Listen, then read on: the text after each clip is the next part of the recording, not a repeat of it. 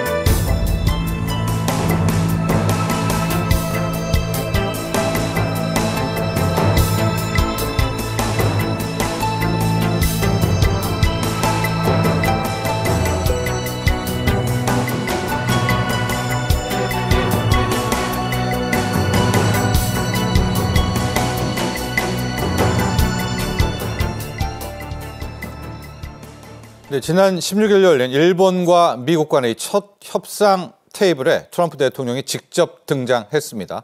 자, 이번 미국과 일본의 협상은 다른 나라들에게도 일종의 테스트베드로 주목을 받고 있는데요. 자, 이것 한번 정리를 해보고요. 최근 이 대미 협상의 또 하나의 트렌드, 우리가 주의할 점으로 떠오른 이 비관세 장벽에 대한 이야기 우리가 오늘 함께 나눠보도록 하겠습니다. 자, 권혁중 경제평론가, 허준영 서강대 경제학과 교수 두 분과 함께합니다. 안녕하십니까? 자, 먼저 이 미국과 일본 어제 시작을 했습니다. 여기를 먼저 좀 정리를 하고 오늘의 주제를 가봐야 될 것 같은데요. 일본, 미국, 지금 트럼프 대통령이 계속 이야기하는 게 일본에게는 패키지 딜, 또 우리는 원스톱 쇼핑. 네. 한 방에 좀 끝내겠다는 것 같아요. 하나하나 정리를 하지 않고요. 본협상은 아닌데요. 일본과의 사전협상, 네. 어떻게 좀 마무리가 됐습니까? 사실 이 이슈가 크게 좀 보도가 되고 깜짝 놀랐던 게 트럼프 대통령이 이제 협상장에 깜짝 등장해서 사실상 이게 좀 크게 또 언론에 보도가 됐던 부분이 있습니다. 급이 안 맞죠? 네, 그렇죠. 나올 자리가 아닌데. 강요 협상이었는데 네. 사실상 아까 말씀 주신 것처럼 근데 갑자기 정상이 나왔단 말이에요. 그래서 좀 당황했다. 그래서 이시바 총리는 없는데 트럼프 대통령이 나오다 보니 물론 강요 협상 전에 사실상 백악관에 초대를 해서 1시간 정도 면담을 나눈 거였습니다. 근데 적지 않게 좀 당황을 할 수밖에 없었던 이유가 있었는데 네. 첫 번째로 본다 그러면 이제는 협상 전에 트럼프 대통령이 등장했다라는 거죠. 그러면서 무슨 얘기를 했냐면 트럼프 대통령이 이거 큰 진전을 이뤄낼 거다 이런 얘기하면서 사실상 그 다음에 있을 이 협상에 대해서 압박을 줬다는 사실. 그래서 일본 언론은 초반부터 지금 우리가 기세가 눌렸다 이런 평가를 내리기도 했었습니다. 두 번째로는요, 일본의 전략이 이제 수정될 수밖에 없는데 왜 그러냐면 일본의 전략은 일단 미국이 어떤 얘기를 하나 확인하러 간 거거든요. 그런데 사실상 굉장히 이제 세게 발언이 이제 나왔다라고 보시면 되겠는데 실제 이제는 아까 앵커님 말씀하신 것처럼 패키지 딜이라는 얘기를 했습니다. 그래서 이제 한꺼번에 이 관세와 묶어서 안보도 마찬가지겠고요. 방위비 부담도 마찬가지겠고 이걸 묶어서 가겠다라는 거죠. 사실 이번에 강요 회의 때 이 면담 때 안보에 대해서 그러니까 한마디로 방위비에 대해서는 아젠다가 아니었는데 이게 갑자기 트럼프 대통령이 이 얘기를 하다 보니까 사실상 이게 또 하나의 아젠다로도 작용을 했었습니다. 그래서 이런 부분들이 일본이 적지 않게 이제 당황을 했었고 결국에는 일본은요 상호 관세와 자동차 그다음에 뭐 철강, 알루미늄에 대해서 분명히 이제는 재검토를 요구를 그렇죠. 했고요. 뭐 깎아달라는 거겠죠. 맞습니다. 예. 그리고 90일 이내에 관세 협상을 이제 마무리 지어하는 이제 일본 측의 의견을 이제 전달을 했습니다. 그리고 또 한 가지가 이시바 총리가 적절한 시기에 이제 미국으로 가서 정상회담을 할 것으로 이제 보고 있고요. 그래서 이런 점들이 1차 협상을 통해서 얻어낸 일본 측의 목소리이고 정리된 내용이다라고 이제 말씀을 드릴 수 있습니다. 네, 허준영 교수님 이번 일정을 보면 일본과는 이달 중에 아마 본협상까지 해서 끝낸다 이렇게 뭐 생각을 잡고 있는 것 같아요. 자, 중요한 건 우리나라죠. 다음 주에 우리도 이제 사전 협상이 시작이 되는데. 거의 앞에 일본을 보고 뒤따라가는 게 좋을 것 같아요. 네, 맞습니다. 네, 네, 맞습니다. 그 저희 학교 다닐 때 시험 보잖아요. 네. 근데 시험 보면 시험을 푸는 스타일이 두 방식이 있습니다. 네. 어려운 문제부터 푸는 사람이 있고 쉬운 문제부터 푸는 사람이 있습니다. 네. 지금 미국의 방식은 뭐냐면 쉬운 문제부터 푸는 겁니다. EU처럼 덩치가 커서 상대하기 조금 버거운 네. 상대. 그리고 일기 때 일기 때 그 관세 전쟁을 해본 나라가 EU고요. 네. 중국은 말을 잘 안 듣잖아요. 네, 아예 안 나오죠. 그리고 네. 덩치도 크잖아요. 네. 그러니까 상대적으로 방위비나 여러 가지로 우방이라는 이름으로 엮여 있는 나라 중에 최근에 대미 무역 흑자가 큰 나라들 네. 이 중에 상대적으로 미국과 협상이 좀 쉬운 나라들 거기가 먼저 타깃이 된 게 제가 보기에는 일본 같고요. 네. 그 다음이 아마 한국일 우리나라죠. 가능성이 큰 것 네. 같습니다. 그런 측면에서는 협상이 지금 굉장히 복잡하게 갈 가능성이 커요. 왜냐하면 최근 들어서 미국이 우리나라 상대로 굉장히 무역 적자를 많이 보고 있고 네. 일본도 그렇고요. 네. 한편으로는 방위 문제도 엮여 있고요. 그런 측면에서 미국 입장에서는 이 두 나라를 통해서 두 가지 사인을 보여주고 싶은 것 같아요. 첫 번째로는 트럼프가 나타나서 아까 이제 평론가님께서 예. 얘기했잖아요. 트럼프가 나타나서 내가 나타나서 협상하니까 이렇게 쟤네들이 항복하지라는 걸 보여주는 게 첫 번째. 또 빨리 끝나지. 예, 끝나지. 그리고 두 번째로는 다른 나라에 대해서 시그널을 보내는 겁니다. 네. 야, 이렇게 빨리 순순히 협상을 접고 들어오는 게 너희들한테도 좋을 거야. 이겁니다. 네. 자, 이렇게 되니까 우리도 내줄 것을 함께 좀 준비를 하고 있어야 될 것 같습니다. 어떤 식으로 할지는 저희가 조금 있다가 한번 또 세부적인 이야기도 여러분께 전달해 드리도록 하겠고요. 권영주 평론가님, 이 이슈도 한번 정리는 해보죠. 지금 품목별 관세는 부과되고 있습니다. 네. 철강 25%, 알루미늄 25%, 자동차도 25%는 시작이 된 건데요. 네. 자동차 부품에 대해서는 일단 또 관세가 면세가 됩니까? 완성차가 아니라 부품은 이제 네. 그 어디에도 없는 거죠? 네, 그렇습니다. 이게 원래 5월 3일부터는 사실상 관세 책정이 되도록 원래 계획이 있었는데, 예. 근데 이거에 대해서 이제는 유예라는 이제 하겠다라는 어떤 시사한 면제죠, 바가 있다 보니까, 면제. 네, 그래서 면제라는 이슈가 나오다 보니까 뭐 시장에서는 또 깜짝 놀랐는데, 그래서 이게 어느 장단에 맞춰야 되냐 이런 얘기가 그래서 나온 겁니다. 그래서 트럼프 대통령은 유연하게 하겠다 이렇게 얘기를 했었거든요. 그래서 이런 점들이 이제 시장에 영향을 미치고 있고 그런 이유를 꼽는다 그러면 역시나 자국 기업에 대한 사실상 이제는 혜택이다라고 보셔야 됩니다. 왜냐하면 아시겠지만 뭐 GM, 포드, 스텔란티스 멕시코, 캐나다에서 사실상 완성차라든지 또한 부품을 갖고 오고 있는데 이거에 대해서 가만히 놔두면 자국 3사가 좀 피해를 많이 받을 수밖에 없잖아요. 그래서 이런 점들을 이제 고려한 거고 두 번째로는 트럼프 대통령이 말한 거와 같이 그러니까 시간을 좀 벌어주기 위한 거다. 그래서 준비할 시간이 이제 필요하다라는 거죠. 그래서 이런 주요 디트로이트에 있는 이 주요 3사들이 자동차 부품이라든지 이거를 자국화할 수 있도록 시간을 벌어주겠다. 이런 측면에서 아마 이렇게 이제는 자동차 부품에 대해서 면제에 대해서 언급하지 않았을까라고 보고 있습니다. 그래서 이런 점들은 사실 시사하는 바가 굉장히 크다. 결국에는 시장에 말들은 많지만은 결국에는 사실상 원만하게 합의가 될 가능성도 있다라는 그런 유연성을 좀 시장에 던졌다라는 측면에서 긍정적으로 볼 수 있으면 그런 점은 긍정적이지 않을까 이렇게 보고 있습니다. 네, 트럼프 대통령 입장에서는 GM이나 포드나 미국 브랜드들이 거의 엔진 같은 것들을 다 해외에서 수입을 하니까 그거를 안 풀어주면은 자국 미국인들이 맞습니다. 미국 브랜드도 몇 %씩 비싸게 이제 차를 사야 되니까 이 엔진 같은 부품은 싹 다 풀어줬는데 허준영 교수님 문제가 당초에 이제 자동차 품목 관세 25% 나올 때 실은 GM을 우리나라에서도 꽤 만들잖아요. 네, 맞습니다. GM이 아예 떠나서 미국으로 돌아간다. 이런 철수설이 좀 있었거든요. 요거 좀 업데이트 좀 해주시죠. 어떻게 됐습니까? 어쨌든 GM 얘기는 철수설은 낭설이다. 낭설이다. 그리고 네. 오히려 한국 안에서의 투자 같은 것들을 좀 늘리겠다라는 얘기도 하고 있고요. 예. 근데 왜 이런 얘기가 나왔는지를 좀 생각해 보면 미국의 자동차 3사, 제조 3사인 포드, 스텔란티스, 그 GM 중에 네. GM이 가장 미국 밖에서 생산을 많이 해서 미국에다 내다 팔고 있습니다. 예. 특히 그중에 아주 많은 포션이 한국에서 지금 그쵸. 생산이 돼서 네. 가고 있거든요. 그런 측면에서 트럼프가 늘 얘기하는 게 자동차 미국 내에서 팔고 싶으면 미국 내에서 생산해라는 건데 이 3사 중에 가장 요거 정도가 지금 떨어지고 있습니다. 네. 그리고 반대로 GM이 또 요러면 GM이 좀 할 말이 있습니다. 글로벌 판매량이 많고 미국 판매량이 적은 기업이면 아니, 미국에서 좀 장사 덜하고 글로벌 팔면 되지. 근데 네. 반대입니다. GM은 좀 미국 판매 비중이 높은 회사입니다. 다른 나라에서는 안 사죠? 예, 그러니까 문제는 뭐냐? 예. 미국 밖에서 생산은 많이 하는데 정작 영업은 미국에서 제일 많이 하고 있는, 상대적으로 많이 하고 있는 회사이기 때문에 이런 얘기가 나왔던 것 같고요. 그런 측면에서는 사실 우리나라 현대자동차 같은 데 주는 메시지도 저는 있다고 보는데 네. 현대자동차도 아직 우리나라에서 만들어서 미국에서 파는 비중, 그러니까 한마디로 그렇죠. 미국 입장에서는 수입해다가 파는 비중이 굉장히 큰 회사 중에 하나거든요. 비교 대상은 일본 자동차 회사라던가 아니면 복스바겐 같은 독일 회사에 비교해 보면 그렇습니다. 그러면 얼마 전에 현대자동차에서 통 크게 미국에 공장 짓겠다라고 발표를 했잖아요. 네. 공장을 짓는 것뿐만이 아니고 자동차를 만들려면 뭐가 필요하죠? 철강이 필요하잖아요. 네. 원래는 철강이 질이나 여러 가지 이유 때문에 미국에서 자동차를 만들더라도 우리나라에서 철강을 사다가 썼거든요. 우리 기업들이. 근데 네. 이거를 루이지애나주에다 철강 재련소까지 만들겠다라는 패키지. 이런 것들도 그런 흐름의 일환이라고 보시면 될 것 같습니다. 네. 자, 근데 허준영 교수님 부품도 풀어줬는데 완성차는 지금 언급이 없거든요. 현대차 이야기를 해주셔서 아니 31조를 투자하겠다라는 현대차에도 페이버를 좀 줘야 되는 거 아닙니까? 전혀 안면 몰수예요. 어떻게 바라보십니까? 어떤 식으로 좀 혜택 주지 않겠습니까? 이렇게 생각하시면 어떨까 싶습니다. 저의 해석은 예. 관세라는 거는 나라 대 나라의 문제입니다. 그러면 트럼프라는 사람이 현대자동차가 투자를 했으니까 요거는 한국이 투자한 거야 라고 생각할까요? 저는 반대일 것 같은데요. 예. 왜 삼성은 안 해? 왜 SK는 안 하지? 라고 생각할 것 같은데요. 네. 그런 측면에서는 좀 더 통 큰 패키지를 나라 입장에서 들고 와라고 하는 게 미국의 전략이지 절대 현대가 투자하는 것에 대해서 현대만 유예를 해주고 이런 것들에 대해서는 아직까지는 움직임을 안 된다. 보일 가능성이 좀 적다고 생각합니다. 희망을 좀 가지면 안 됩니까?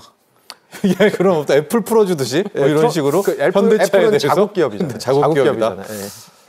권평론가께서 웃고 계시는데 현대차는 안 됩니까? 그냥 투자만 하고 그냥 뒤통수 맞는 겁니까? 그러니까 저는 아까 교수님 말씀하신 거에 네. 굉장히 공감을 하는 게 예. 계속적으로 뭐 우리나라도 마찬가지지만 이제 관세라는 거는 나라 대 나라입니다. 네. 그래서 미국 쪽에서 계속 얘기하는 게 자, 누가 올 거냐 이거거든요. 네. 지금 우리 산업부 장관 가고요. 물론 갔다 오셨고 또 한 번 이제 가고 그 다음에 이제는 뭐 지금의 이제는 권한 대행이 네. 간다 이런 네. 얘기도 나오고 있는데 조금 이따 다룰 겁니다. 저희가. 네, 그래서 이 부분이 제가 봤을 때는 이제는 정상과의 회담을 통해서 저는 풀릴 수 있는 영역이라고 보고 저는 그렇게 부정적이는 보진 않아요. 네. 분명히 나라 대 나라 정상 면담을 통해서 아마 이 부분이 자동차에 대한 이슈가 풀리지 않을까라고 좀 보고 있고요. 결국에는 우리나라의 수출, 대미 수출 1위는 자동차다 보니까 이 자동차에 대해서 먼저 물꼬가 튼다 그러면 반도체라든지 다른 산업에도 물꼬가 터질 수 있다. 이렇게 저는 보고 있습니다. 자, 한 뉴스를 좀 더 보고 비관세 장벽과 지금 다음에 진행될 한국과 미국의 이 상호관세 협상 내용을 정리해 드릴 텐데요. 칩, 이 트럼프 행정부가 저가 사양 AI 칩입니다. H20마저도 중국에 못 들어가게 네. 완전히 이제 차단했습니다. 면허를 허가를 득해라라는 건데 이것 때문에 지금 엔비디아 주가도 폭락한 그런 상황이거든요. 네. 자, 이 재료를 어떻게 해석을 해야 될까요? 아예 이제 중국과의 전면전입니까? 아니면 이걸 빌미로 좀 협상의 물꼬를 트려는 여러 가지 해석이 있는 것 같아요. 이 엔비디아의 수출 제한. 네. 저는 뭐 협상의 물꼬를 트기 위한 정부, 그러니까 미국 정부의 이제 강력한 드라이브다라고. 일부러 더 세게 공격을 네, 그렇죠. 했다. 이제 왜냐하면 H20 같은 경우에는 엔비디아가 사실 이제는 중국의 이제 미국의 규제를 벗어나서 예. 중국 쪽으로 수출할 수 있는 사실상 칩이었거든요. 그나마 허용된 거죠. 네, 이거를 이제 아예 막았기 때문에 사실상 중국에 있는 뭐 IT 기업이라든지 특히 딥시크 같은 제2의 딥시크가 나오기가 좀 힘들어진 부분이 있다라는 얘기가 나오고 있습니다. 특히 그렇게 된다 그러면 엔비디아에 대한 사실상 뭐 주가라든지 업황의 흐름이 안 좋을 것을 보고 있는데 전 세계 HBM의 60%를 엔비디아가 시장에 공급을 하고 있는 상황에서 이 중에서도 많은 부분이 중국 쪽으로 흐르는 사실상 이제 H20이거든요. 그렇죠. 근데 여기에 납품하고 있는 게 또 삼성전자, SK하이닉스입니다. 그러니까 저가 사양이다 보니까 HBM3거든요. 2는 아니고요. 3는 아니고 3인데 이 제품에 대해서 이제는 또 출구가 없어지는 거죠. 사실 우리나라 네. 반도체 기업 입장에서는. 그래서 이게 또 매출에 이제 크나큰 영향을 줄 수 있다라는 이제 얘기가 그래서 나오고 있습니다. 그래서 저는 좀 우려스러운 부분이 있는데 결국에는 중국 시장이 막힌다 그러면 뭐 아시겠지만 우리나라 중국에 진출해 있고요. 또 미국에 진출해 있지만 특히 낸드 쪽에서도 이제 문제가 생길 수밖에 없습니다. 왜냐하면 우리나라에 이제는 삼성전자 같은 경우에는 이제 시안 공장에서 낸드의 40%를 만들어내고 있고 SK 하이닉스 같은 경우에는 이제 다렌에서 이제는 낸드 한 29% 정도가 거기서 나오고 있는데 이 만약에 계속적으로 이렇게 중국에 대한 규제와 나온다 그러면 이거 물량 어디 갈까요? 사실 그래서 수출에 대한 출구 전략이 뾰족하게 보이지 않을 수도 있다. 이런 부분 때문에 계속적으로 이렇게 미국이 중국을 압박하는 거는 우리나라의 반도체 기업에 시간이 갈수록 더더욱 이제는 악화하기로 갈 수밖에 없다는 점에서 굉장히 좀 우려스러워서 지금 시장에서는 반도체 겨울론이 다시 또 얘기가 또 나오고 있는 듯한 이제 느낌이에요. 그래서 이런 점들은 좀 볼 필요가 있겠고 시설 현황 지금 나오고 있는데요. 뭐 시안, 수저우, 뭐 우시, 다렌 이렇게 나오고 있는데 중국 공장 물론 좀 줄이고는 있습니다. 지금 현재 줄이고는 있어도 아직까지도 비중 자체가 높다 보니까 좀 타격을 받을 수밖에 없다 이렇게 생각을 하고 있습니다. 그렇습니다. 이제 액면으로 보면 상당히 비극적이죠. H20에는 우리 삼성전자의 HBM3가 또 들어가고요. H22에는 또 하이닉스가 들어갈 예정인데 이거 다 차단한다. 그리고 아예 나가서 중국에서 만드는 반도체도 또 네. 제한한다. 그러면 이제 아까 말한 공장 보듯이 또 타격이 큰데, 자, 허준영 교수님, 그런데 이거 이제 반면을 생각하는 또 하나의 측면이 이걸 가지고 왜냐하면 좀 중국이 아예 협상 테이블에 안 나오지 않습니까? 그래서 엔비디아를 공격을 하면서 어느 하나의 좀 테이블로 만나는 게 아니냐는 분석도 좀 나옵니다. 월스트리트저널에서 나오고 있거든요. 특히 이제 젠슨왕 CEO가 그렇게 압박을 하는데 또 어제 중국에 가서 뭐 우리는 중국에 최선을 다한다 뭐 이런 얘기를 했기 때문에 요 해석은 어떻게 보십니까? 이 엔비디아의 압박을 빌미로 한번 테이블에 앉는다. 너무나 좀 희망인가요, 우리의? 원래 지금 정상회담에 대한 물꼬가 양쪽에서 트여지고 있는 상황이고요. 5월이나 6월쯤, 6월 초가 지금 가장 유력한데 그쯤에서 트럼프 대통령과 시진핑 주석이 만날 것이다라는 얘기도 좀 나오고 있고요. 그런 측면에서는 어떻게 보면 중국을 미국이 일방적으로 때려도 최근 들어서 나오는 대부분의 기사들이나 심층 분석 같은 걸 제가 좀 보니까 중국이 조금 생각보다 그렇게 호락호락하게 당하지 않을 걸이라는 얘기가 많습니다. 시간은 미국 편이 아닐 가능성이 크고요. 그 얘기는 뭐냐면 미국의 경제 지표들이 지금 트럼프 행정부의 정책으로 인해서 타격을 받기 시작한 지표들이 나오기 시작하면 그러면 트럼프에 대한 여론 같은 것들도 호락호락하지 않을 거고요. 그리고 중국은 어쨌든 간에 전 세계에서 경제 규모로 따져도 원샷으로 경제 정책을 가장 빠르게 결정할 수 있는 나라, 조화 빠르게 할 수 있는 데가 어떻게 보면 중국이잖아요. 그런 측면에서는 중국이 그렇게 쉽게 당하고 있지만은 않을 것이다라는 얘기를 하고 있기 때문에 미국 입장에서도 이게 굉장히 쉬운 싸움은 아닐 거기 때문에 결국은 테이블로 올라올 거다라고 보는 것 같습니다. 네, 한번 기대해 보시고요. 특히 오늘 같은 경우에도 지금 삼성전자 하이닉스 주가가 그렇게 또 급락하지는 않거든요. 한번 이번 주말 또 어떤 식으로 이야기가 펼쳐질지 지켜보시기 바랍니다. 자, 최상목 경제부총리뿐 아니라 안덕근 산업통상자원부 장관도 다 미국으로 향합니다. 결과적으로는 우리 상호관세에 대한 협상에 최선을 다하게 되는 건데요. 이 이야기 한번 다뤄보고요. 지금 유럽연합, 일본, 미국은 관세뿐 아니라 비관세 장벽으로 또 한 번 이제 대립각을 세우고 있습니다. 이것도 한번 점검해 보겠습니다. 영상 보시고 난 뒤 이야기 계속 이어가죠.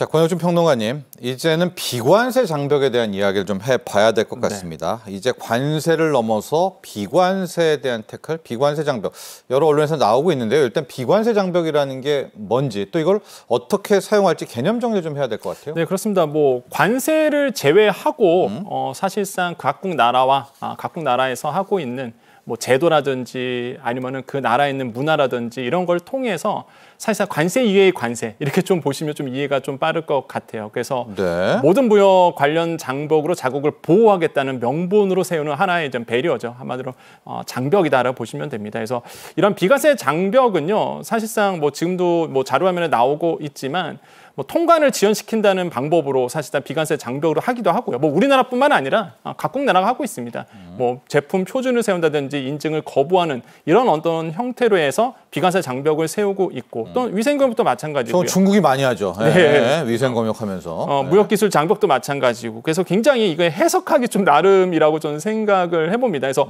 이런 비관세 장벽이 사실상 뭐 눈에 보이지 않는 장벽으로 작용하고 있다 보니 트럼프 대통령은 이런 비관세 장벽에 대해서 유럽이라든지 우리나라 또 일본 쪽으로 강하게 어필을 하고 있는 거죠. 그래서 이런 점들의 문제 제기를 하고 있습니다.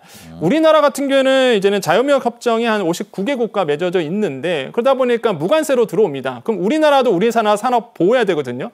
우리나라도 눈에 보이지 않는 분명히 비관세 장벽을 세우고는 있어요. 그래서 이거는 우리나라뿐만 아니라 모든 나라들이 동일하게 하고 있는 전략 중에 하나라고 보시면 되겠고 그래서 이제는 최근에 나왔던 미국의 무역 보고서에는 우리나라의 이 비관세 장벽의 몇 가지를 뽑았죠. 대표적으로 소고기, 30개월 이상에 대한 소고기 수입, 이거 비관세 장벽이다. 아니면은 뭐 절충교육이라고 해서 이제 무기에 대한 관련된 것도 같이 얘기했고, 그다음에 또 유전자 변형식품 규제도 비관세 장벽으로 또 뽑기도 했었고요. 그래서 이렇게 비관세 장벽이 지금 현재 있는 이런 교육과의 어떤 무역 전쟁의 가장 큰 또 중심으로 작용할 가능성이 굉장히 커졌다라고 말씀을 드립니다. 네, 저희가 이제 이 비관세 장벽 이야기를 하는 게요. 미국이 공격할 수도 있지만 미국 외에 다른 나라, 유럽연합이나 중국도 이거 많이 쓰는 수법이거든요. 허준영 교수님.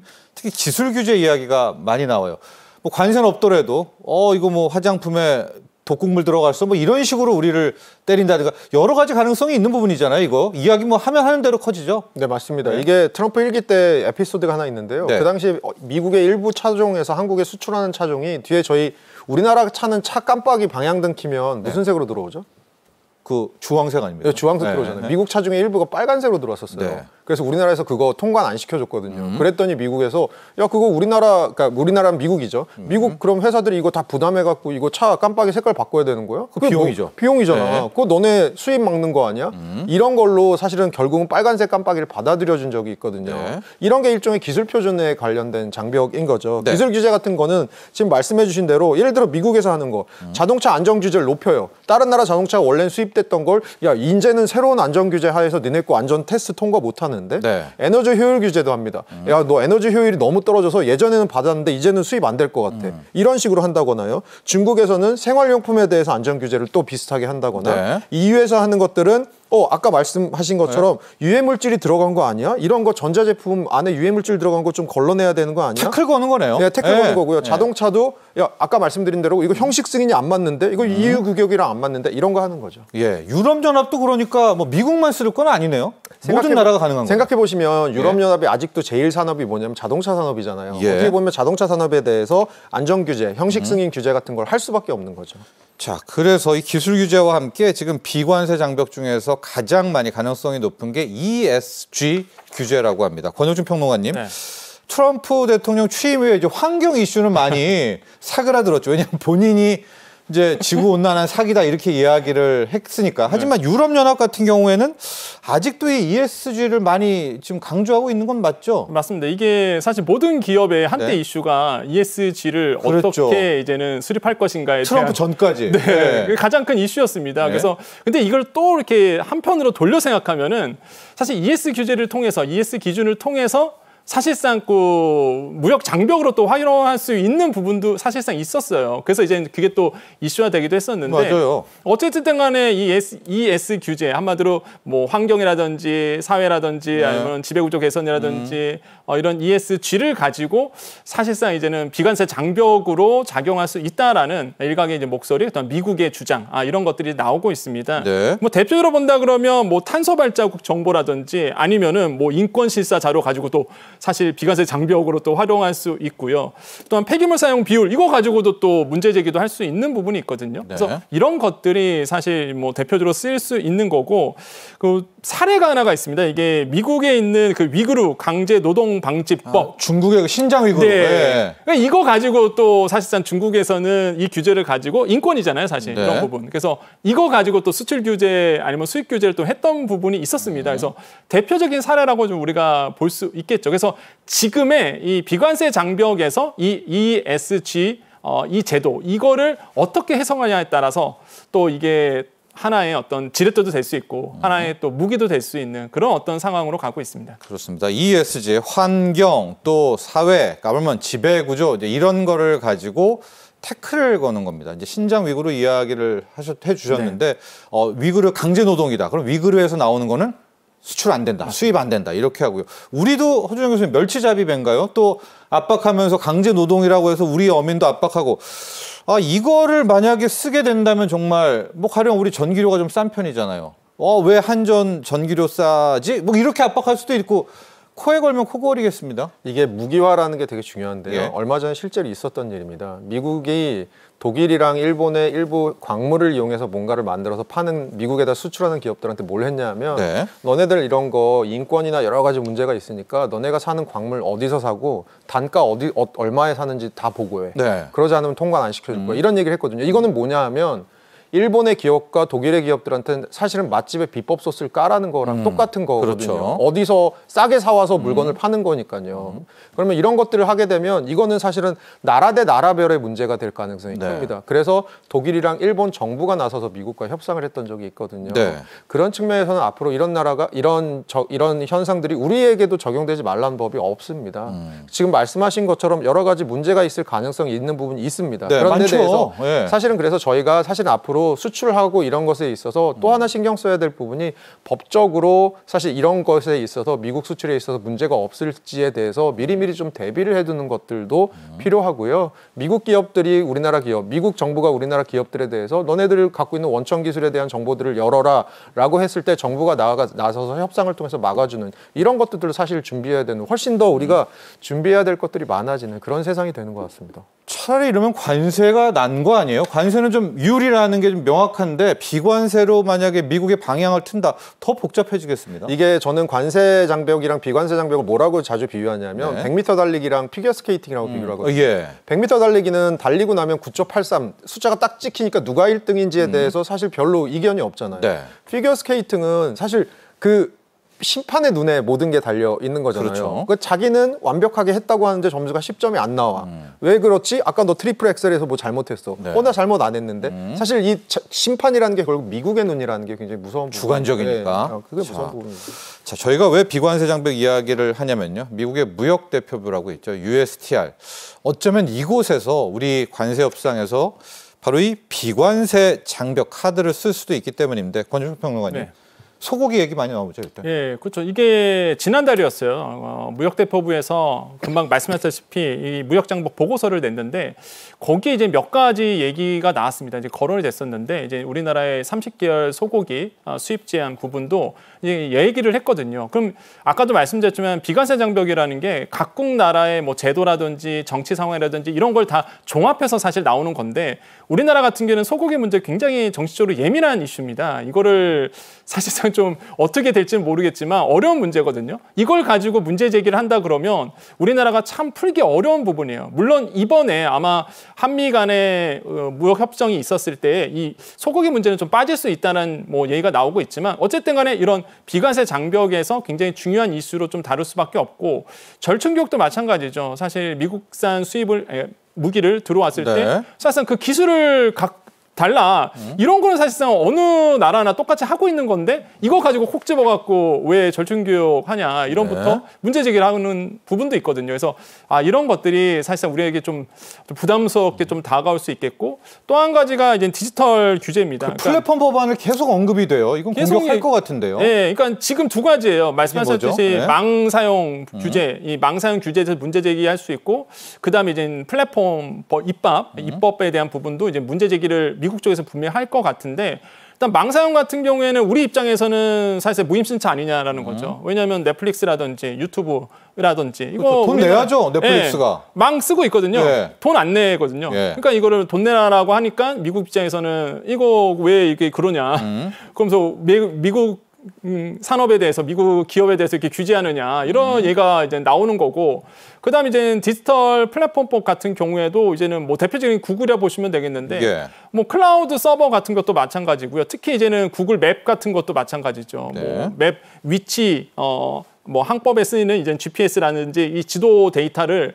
사실상 이제 해외로 못 갖고 나가고 있거든요. 우리나라는. 네. 이거 왜 규제하느냐 이런 얘기도 나오고. 그래서 이런 걸 가지고 교수님 말씀하신 것처럼 진짜 어떻게 해석하냐에 따라서 문제 제기도 할 수 있고 안 할 수도 있고. 그래서 참 우리가 이제 대응이 좀 빨라질 수밖에 없다. 이런 부분들이 좀 생각을 하게 됩니다. 그렇습니다. 절충 교육은 저희가 이 시간에도 교수님 다뤘었거든요. 뭐 원전이라든가 무기라든가 우리가 막대하게 사들이니까 좀 기술 일부 달라.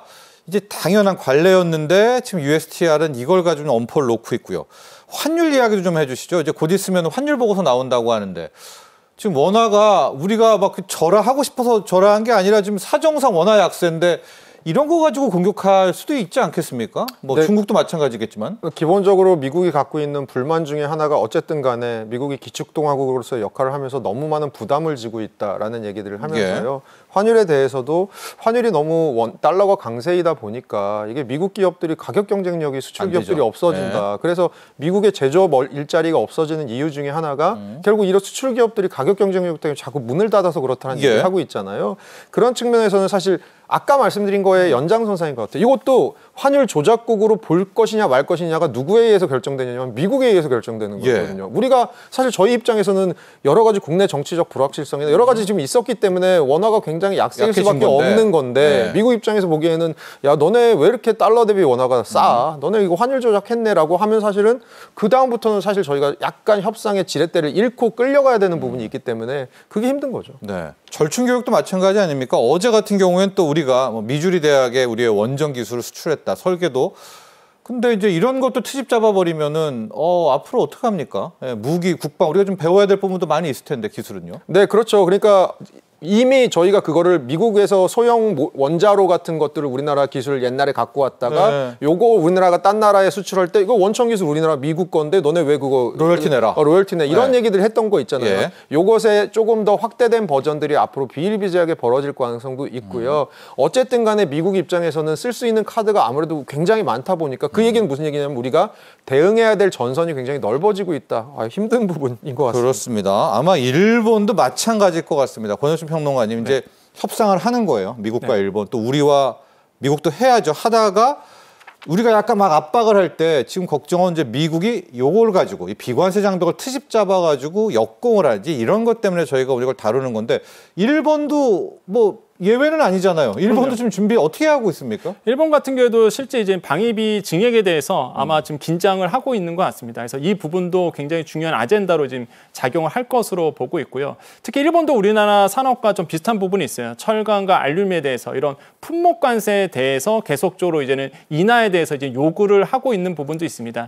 또 하나가 바로 자동차 부분이겠고요. 우리랑 똑같네요. 네, 그래서 자동차 부분은 이런 품목 관세에 대해서 낮춰달라라고 이제 요구를 하고 있고. 당연히 미국 입장에서는 무역 규모가 큰 일본과의 먼저 이제 협상에 나설 것으로 보고 있습니다. 그래서 저는 가장 좋은 거는 그런 것 같아요. 미국 아니면 EU가 먼저 미국과 협상한 다음에 그 협상 내용을 보고 우리가 이제는 판단하고 그다음에 조율해서 제안을 하는 방법. 미국이 가장 원하는 건 이거거든요. 갖고 와라 이거죠. 좋은 방법을 갖고 와서 우리한테 제시해 이건데 그러면 이제 좋은 방안을 갖고 가기 위해서는 타산지석 삼아서 다른 나라가 일본이 특히 어떻게 협상하냐에 따라서 우리의 이제 전략이 더 나을 수도 있거든요. 그래서 이런 점들은 일본과 이제는 미국이 어떻게 협상하느냐, 저는 이게 굉장히 중요하다라고 생각을 해봅니다. 지금 이게 나오고 있죠. 베센트 재무장관이 최선의 제안을 갖고 와라. 그럼 보겠다. 거기서부터 시작이다라고 얘기를 했거든요. 그래서 이런 부분이 시사하는 바가 굉장히 크다. 일본이 중요한 역할을 하고 그걸 삼아서 우리가 대응 전략을 세울 수 있다라고 생각을 해봅니다. 우리도 미국을 좀 비관세 장벽으로 공격을 하고 싶은데 허준영 교수님, 미국은 아예 지금 WTO를 탈퇴해버리겠다? 그러니까 뭡니까? 자기네들은 그냥 마음대로 해도 된다, 뭐 이런 뜻인가요? 어떻게 해석을 해야 됩니까? 그러니까 WTO가 사실상은 이미 기능이 많이 약화됐다는 얘기들이 있고요. 네. WTO가 어떻게 보면 국제 무역에 있어서 축구의 심판 같은 사람이잖아요. 그렇죠. 질서죠. 예, 상대방이 원래는 정강이 태클을 들어오면 안 되는데 정강이 태클을 들어오면 심판 바라보고 이거 어떻게 되는 거예요? 얘 레드카드 줘야 되는 거 아니에요? 하는데 사실 WTO가 그 기능을 이제 못한 지가 꽤 된 것 같고요. 어차피 네. 그래서 약간 국제 무역 질서가 이제는 힘에 의해서 돌아가고 있고 그것을 극대화해서 이용하겠다라는 사람이 어떻게 보면 트럼프 행정부라고 볼 수 있을 것 같습니다. 예. 그런 측면에서는 우리가 이제 기댈 때가 좀 없어지고 있고 결국은 협상 카드를 어떻게 준비해서 나가느냐가 중요한데요. 아까 이제 평론가님께서 잘 얘기해 주셨지만 저는 사실 그렇게 생각합니다. 네. 너무 앞에서 바람 맞는 건 지금 안 좋습니다라고 생각을 해요. 그리고 1등 그룹에서 약간 뒤쪽에 있으면 저는 좋을 것 같아요. 네. 그래서 협상을 딴 나라들이 어떻게 하는지를 보면서 두 가지 의미죠. 하나는 그 나라들에서 어떤 협상을 이끌어내는지를 보고 참고 삼을 수 있다는 평론가님 말씀과 같은 게 하나고 또 하나는 제가 아까 말씀드린 것처럼 시간이 지나면서 트럼프 정책들이 미국 내에서 갖고 올 부작용들이 이제 슬슬 나오기 시작할 겁니다. 그걸 가지고 트럼프의 어떤 정치적인 입지가 점점 약해지는 틈새를 비집고 들어가서 협상을 하는 것이 차라리 좋지 않을까. 그런 의미에서 너무 서두르지 않았으면 하는 마음도 약간 있습니다. 네. 자, 유럽연합과 일본이 이제 비관세 장벽을 두고 미국과 협상을 하고 있다. 권혁순 평론가님, 네. 이 이슈를 다뤄볼까요? 네, 그렇습니다. 이게 이제 큰 맥락을 먼저 이제 보셔야 되겠는데, 사실상 이게 전수조사라는 걸 이제 먼저 하고요. 그런 다음에 이제 대응 전략까지 도출하는 이제 전략이라고 보시면 되겠습니다. 이게 뭐냐 그러면, 사실상 지금 보면은 다음 주 관세 협상을 앞두고 우리나라 이제 해외 비관세 장벽에 대한 전수조사에 이제 나섰던 부분이 있거든요. 네.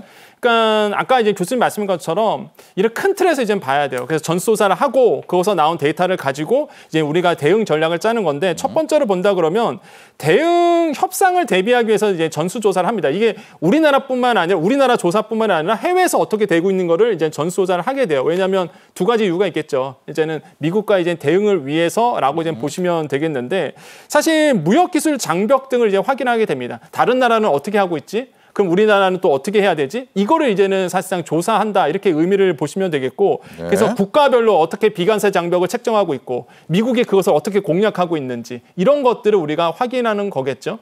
두 번째로 본다 그러면 대응 전략을 이제 수립하게 됩니다. 그래서 산자부에서는 이런 얘기를 하고 있는데요. 수출 기업 대상으로 해서 이제 비관세 장벽에 대해서 설명회를 개최한다. 그 뜻은 우리가 당할 수도 있고요. 또한 다른 나라가 우리한테 비관세 장벽을 세울 수도 있거든요. 그러니까 이거를 어떻게 풀어나갈지에 대해서 이제 설명회를 갖는다. 기업들이 가장 원하는 게 이겁니다. 정부 쪽으로 가장 원하는 게 정보거든요. 네. 사실 개개인 기업들이 알 수가 없는 내용을 정부가 조사를 해서 연구 보고서를 통해서 알려주는 것. 이런 것들을 이제는 할 거다라고 얘기를 하고 있고 산자부는 또 얘기합니다. 그렇게 해서 결국에는 대응 전략을 해서 우리나라의 이런 비관세 장벽이라든지 무역 어떤 이런 전쟁 안에서 잘 대응할 수 있도록 수출 경쟁력을 높이고자 하는 목적을 가지고 있다고 얘기를 하고 있어요. 그래서 저는 이렇게 지금 정부가 하고 있는 전수조사를 하고 대응 전략을 세운다는 이런 어떤 큰 흐름은 좋은 어떤 흐름이지 않을까라고 생각을 하고 있습니다. 자, 그래서 여기 산업부는 지난 18일 무역안보연구회라는 최종 보고회를 또 가졌었는데 이게 좀 의미가 있습니다. 왜냐하면 대응 전략을 짜는 거이기도 하지만 네. 우리도 비관세 장벽으로 공격할 수 있는 거 아닙니까? 네, 맞습니다. 그 근거와 명분을 좀 마련하는 그런 의미가 있다. 보면 기술 인과에도 기술 안보, 경제 제재, 우리도 좀 준비를 하는 모양새입니다. 맞습니다. 이게 세 개 분과로 이제 네. 조성이 돼 있는데 첫 번째로 이제 수출 통제, 경제 제재, 그다음 기술 안보 이 세 개 분과로 나눴습니다. 첫 번째로 수출 통제 분과 같은 경우에는 이런 거예요. 그러니까 미국이 계속 우리를 압박하고 있는 게 야, 니네 나라 통해서 우리나라 통해서 대한민국 통해서 중국 제품 우회 수출해서 지금 관세 안 물고 들어오지 않느냐. 한미 FTA 악용해갖고 예. 이거에 대해서 갖고 공략을 하니까 우리는 그러면 이거를 철저하게 조사를 하겠다. 그래서 수출 통제, 그러니까 우회 수출하고 있는 것이 어떤 게 있는 것인지 진짜 확인하겠다. 이걸 이제 조사하겠죠. 그래서 이런 것들도 내용에 포함되어 있고요. 두 번째로는 경제 제재 분과도 있습니다. 한마디로 이제 미국이 계속 얘기하고 있는 뭐 금융 제재라든지 아니면 뭐 투자 제한, 각국 나라들이 사실 하고 있는 부분인데 이거 다른 나라가 어떻게 하고 있는지 또 우리도 어떻게 이거를 하고 있는지를 조사를 해서 어떤 뭐 관세 전쟁에서 승리하게끔 도와주겠다, 연구하겠다라는 것과 마지막으로 기술 안보 부분이 있습니다. 이게 우리나라의 가장 큰 고민이기도 한데 우리나라는 기술 강국인데 이게 자꾸 빠져나갑니다. 반도체 기술이라든지 선박 기술이라든지 조선 기술이라든지 이 부분에 대해서 어떻게 사실상 뭐 관리를 할 것인가 굉장히 취약한데 이 부분에 대해서 좀 논의가 된 것으로 보고 있어요. 그래서 이런 세 가지 분과를 통해서 안보 전략, 특히 이제 무역 전략, 무역 전쟁을 대비하기 위한 사실상 이런 연구 과제를 안겨줬다라고 생각을 해봅니다. 네. 우리 K조선도 저는 아예 그냥 안보 산업으로 좀 넣었으면 좋겠습니다. 그래서 이번에 협상할 때, 네. 우리의 조선은 안보다. 맞습니다. 우리 함부로 미국을 도와줄 수가 없다. 또 이렇게 좀 협상했으면 좋겠는데 안 되나요? 네, 그렇게는 안 됩니까? 자, 허준영 교수님, 이제 우리에게도 왔습니다. 다음 주가 되면은요, 이 투톱이 다 미국으로 갑니다. 최상목 경제부총리는 G20 재무장관 회의로 가고 조금 이따 얘기했지만 또 우리 산업통상부 장관도 함께 가게 됩니다. 일단 최상목 부총리 이야기부터 할게요. 스캇 베센트 미 재무장관과 만나게 되는 거죠. 역시 상호 관세에 대한 이야기 나눌 겁니다. 네, 그럴 것 같습니다. 그리고 상대적으로 스캇 베센트가 스캇 베센트가 인준된 날, 트럼프 행정부에서 인준된 날 미국 3대 지수가 다 올랐습니다. 그랬던 것 같아요. 네, 맞습니다. 네. 그래서 스캇 베센트를 되게 환영했었는데 왜 예. 그랬나를 생각해 보니까 이 사람이 되게 여러 가지로 굉장히 유두리가 있는 사람이다라는 겁니다. 그 뭐냐면 그 중에 하나가 하워드 러트닉이라고 하는 상무장관 있잖아요. 네. 스캇 베센트랑 마지막까지 재무장관 자리 놓고 싸웠던 이 사람은 되게 관세를 세게 매기자라는 관세에 굉장히 집착하는 사람인데 과격하죠. 과격한 네. 사람인데 스캇 베센트는 상대적으로 관세는 협상의 무기로 써야 되는 거지 관세를 무턱대고 세게 매기다 보면 상대국도 다 그것을 우회할 수 있는 방법들을 하기 때문에 네. 미국에도 안 좋다 이런 얘기 하는 사람이거든요. 상대적으로 조금 저희가 전략적으로 얘기하기가 좀 수월한 사람이라고 생각은 되지만 이 사람이 최근 들어서 하고 있는 인터뷰들을 제가 계속 보고 있는데요. 예. 이 사람조차도 트럼프 행정부의 사람인 건 분명합니다. 미국의 우선주의 뭐 여러 가지들에 대해서는 신봉하고 있는 부분이 있기 때문에 그럼에도 불구하고 방심할 수는 없는 거죠. 자, 이렇게 아마 재무장관끼리의 만남, 우리 이제 기재부 장관 최상목 경제부총리가 가고요. 권혁준 평론가님, 이제 본 게임 안덕근 산업부 장관도 가서 USTR과 이제 본격적인 상호관세, 이제 일본이 했던 거와 같은 것들을 이제 다음 주에 우리가 하게 됩니다. 아젠다들, 의제들 좀 보고 대응 전략까지도 함께 살펴볼까요? 네, 그렇습니다. 이번에 이제는 방미를 하죠. 네. 이번에 이제는 산업부 장관이 이달 한 23일에 이제 가기로 예고가 돼 있는 상태고요. 가서 아마 통상협상단과 같이 가서 아마 이제 알래스카 가스전에 대한 얘기를 하지 않을까라고 지금 보고 있습니다. 그래서 결국에는 우리가 알래스카 가스전에 대한 이제 투자를 통해서 이 관세에 대한 유리한 고지를 이제는 확보할 수 있다라는 이런 전략이 이제 나오고 있고, 그래서 무역 장벽 보고서에서 계속 얘기하고 있는 어떤 비관세 장벽도 분명히 아마 아젠다로 이제 나올 것 같다라는 생각을 해보겠고요. 특히 예산 안건으로 본다 그러면 뭐 시장에서 지금 예상하고 있는 거는 결국은 아까 우리가 얘기했듯이 디지털과 관련된 내용일 겁니다. 그래서 지금 얘기하고 있는 게 지리 데이터 반출 불허 부분이거든요. 그렇죠. 지도 얘기. 지도 이슈인데 지금 구글이 우리나라의 뭐 구글맵은 다 아실 겁니다. 이미 진출해 있는데 사실상 이게 5,000대 1의 그 고밀도 지도 데이터를 해외로 반출이 안 되거든요. 뭐 아시겠지만 우리나라는 분쟁이 아직 남아 있고 사실상 아시겠지만 또 북한과의 문제가 있다 보니까 안보 때문에 사실 이게 또 반출이 안 돼요. 그래서 이 부분을 왜 안 하냐. 미국 쪽에서 계속 얘기를 하고 있거든요. 이런 부분도 아마 얘기가 나올 것 같고, 또 한 가지가 유전자 변형 생물체 감자, 한마디로 유전자 변형 감자 대신에 미국산에서 나오고 있는 감자들을 더 수입하겠다라는 어떤 전략들, 우리가 이제 줄 수 있는 부분이겠죠. 이제 이런 것들을 아마 또 아젠다로 나올 것으로 지금 보고 있고, 그래서 결국에는 미국은 그럴 겁니다. 우리의 제안을 받아보고 그러다 부족하면은 다시 갖고 와. 아마 그럴 거거든요. 그래서 이런 점들이 아마 앞으로 아젠다에, 아마 의제 세팅에 이제 아젠다 세팅에 들어갈 가능성이 좀 있다라고 생각을 해봅니다. 자, 우리가 지금 우리는 뭐 조선, 알래스카 뭐 이렇게 카테고리 정했잖아요, 허정 교수님. 근데 정말 딱 갔는데 미국이 뭐 이상한 비관세 장벽으로 먼저 팍 공격을 할 경우에 우리는 당황할 수밖에 없습니다. 자, 마지막으로요. 이제 관세 협상에 있어서 우리는 어떤 전략을 좀 취해야 될까? 여기 좀 이야기를 나눠보도록 하겠습니다. 우리가 먼저 이렇게 막 선물을 푸는 게 맞을까요? 우리는 진짜 어떻게 좀 대응을 해야 될까요? 제가 아까 말씀은 저는 그렇게 드렸는데요. 지연 전략이 좀 필요한 것 같아요. 미국 입장에서는 얘네들이 패키지를 들고 왔으나 좀 부족한 부분이 있으니까 돌려보내. 이런 식으로 저희가 계속해서 시간을 좀 버는 것들의 전략이 필요할 것 같고요. 네. 미국과 첫 번째 딜을 맺는 나라는 제가 생각하기엔 분명히 후회할 것 같습니다. 후회한다고요? 네네. 왜냐하면 그게 좋은 사례로 남기보다는 가장 미국에게 많이 내어준 나라가 될 가능성이 좀 크다고 판단하는 편이기 때문에 그 이유는 아까 말씀드린 것처럼 여러 가지로 시간이 미국 편이 아니라는 것이 점점 저는 드러날 것 같습니다. 그런 측면에서 우리가 지연 전략을 잘 쓰면서 내어줄 것들은 내어주되 그 내어주는 것들을 내어주는 동시에 좀 챙길 수 있는 건 분명히 챙기는 그런 전략들을 하는 것이 아마 근데 어떻게 했을까요? 지연 전략을 일부러 막 좀 덜 준비할 수는 없잖아요. 덜 준비할 수는 없는데 그러면 화낼 텐데. 네, 그러면 사실은 여러 가지 이유로 우리가 조금 더 점검할 부분들에 대해서도 시간을 좀 벌어야 될 거고 미국의 입장에서도 한국에 대해서 우리가 조금 더 재고려해야 될 것이 있는데 이런 것들에 대해서도 우리도 카드를 좀 들고 가야 될 거고 예를 들어서 저는 국방 전문가는 아닙니다만 그런 얘기를 최근에 들었거든요. 그러니까 미국에서 북한에서 ICBM을 쏘면 미국 본토에서 그걸 디텍트하는데 15분 정도 걸리거든요. 우리나라에서 디텍트하면 몇 초 안 걸리거든요. 그러니까 결국은 우리가 미국에게 있어서도 도움이 되는 부분이 분명히 있다라는 것들에 대해서도 미국에게 끊임없이 어필하는 것도 필요하고 한편으로는 내어줄 건 또 내어주는 것도 필요하고 그러면서 저희가 결국 살을 얻어내는 것 그것이 제일 중요하지 않을까 싶습니다. 자, 권혁준 평론가님. 고차 방정식 그 이상의 문제를 풀어야 된다 이런 얘기 나옵니다. 이게 너무나 쉽게 분명히 미국이 나오지 않을 것 같습니다. 자, 우리의 뭐 어떤 전략이요? 네, 일단 원론적인 얘기지만 결국에는 이제는 수출 다변화가 답인 것 같아요. 결국에는 미국이 중국을 압박하면 싼 저가의 중국 제품 우리나라 또는 각국 나라에 풀릴 겁니다. 그럼 우리나라 또 가격 경쟁이 밀리다 보니까 굉장히 고전할 수밖에 없거든요. 그래서 결국에는 수출 다변화 전략을 통해서 지금 미국이나 또한 중국이나 압박 들어오는 것을 풀어낼 수밖에 없는 뭐 원론적인 얘기지만 너무 길잖아요. 근데 장기적인 과정을 이제는 가지고 갈 수밖에 없다라고 보시면 되겠고 또 하나는 안정성이에요. 그러니까 뭐냐면 우리나라의 이제 금융 안정성이 만약에 밑받침된다 그러면 사실상 조금 더 교수님 말씀하신 것처럼 시간을 좀 벌 수 있는 여력은 저는 있다고 봐요. 그러니까 뭐냐면 부채 관리라든지 재무 건전성 강화 같은 이런 안정성 방안에 대해서 전략이 좀 나와줘야 된다라고 저는 보고는 있습니다. 그래서 물론 뭐 미국 입장에서 계속 환율 문제를 들먹이겠지만은요. 그래서 이런 문제도 같이 좀 생각할 부분이지 않을까라고 좀 생각을 하고 결국에는 우리나라가 지금 갖고 있는 전략은 지금 정부가 밝힌 대로 업종별 품목별로 달리해서 아마 대응을 하지 않을까라고 보고는 있는데 과연 미국이 어떤 카드를 또 새로운 전략을 꺼낼지는 일단 협상단에 만나봐야 확인해봐야 알 수 있을 것 같다는 생각을 해봅니다. 자, 일단 다음 주에 첫 번째 테이블에 앉게 됩니다. 어떤 것을 미국이 갖고 올지 또 나오면 저희가 자세하게 분석해드리도록 하겠습니다.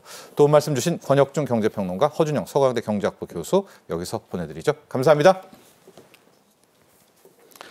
자, 오늘 준비한 소식은 여기까지입니다. 여러분, 이 청년이 저축하는 금액에 대해서 최대 3배까지 정부가 함께 얹어서 지원해주는 청년 내일저축 계좌 2025년 일정이 5월부터 시작됩니다. 월 10만 원에서 50만 원까지 저축을 할 수 있고요. 정부 지원은 최대 300%까지 가능한데요. 지원 대상은 중위소득 50% 초과해서 100% 이하, 월소득 기준으로 보면 50만 원에서 250만 원 이하를 이제 벌게 되는 만 19세에서 34세에 일하는 청년 누구나 신청이 가능합니다. 이거 꼭 신청하시기 바랍니다. 오늘 여기서 인사드리겠습니다. 다음 주 월요일 오후 3시 다시 찾아뵙죠. 여러분 감사합니다.